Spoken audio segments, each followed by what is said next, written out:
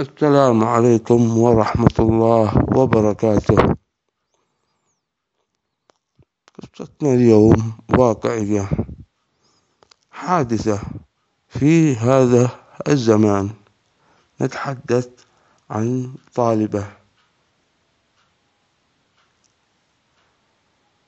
طالبة بالابتدائية، تلميذة في هذا البداية. كانت هذه التلميذة تذهب إلى المدرسة كل يوم بانتظام دون غياب أو ملل. هي متفوقة كثيرا، ولكنها كانت كثير الصمت، بالعكس من زميلاتها، لا تلهو مثلهن ولا تلعب، إنما كانت تنزل في أحد أركان في الساحة المدرسة. ولكن لحظات للعاملات والمشرفات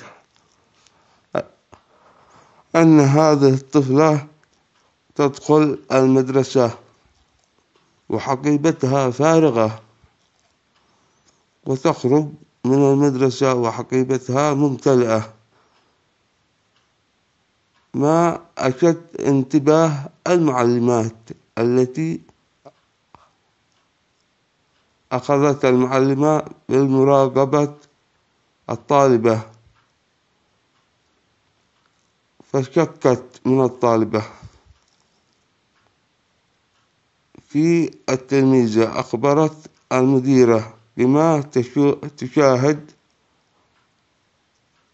فطلبت المديرة من الطفلة أن تأتي إليها بعد انتهاء الدوام.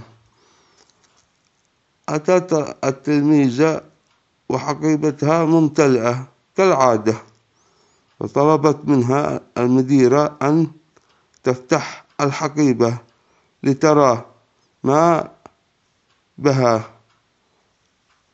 أغرضت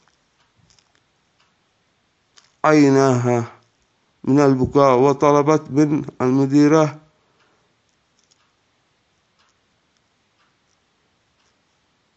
تفتح الشنطة، وفتحت الحقيبة في مكتب المديرة، وعينها ينزل منها الدموع. فوافقت المديرة وهي تظن الظنون السيء.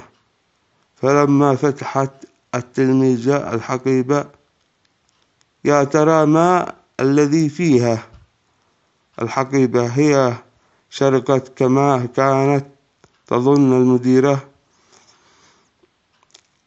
فكانت الحقيبة ممتلئة ببقية الخبز والبقايا السندويشات الذي أخواتها لتأتي لأخواتها الصغار وتطعمهم. أما هي أن أبوها توفى وليس لها أحدا في المنزل، متهالكة. قنعت المديرة بقسمة الله،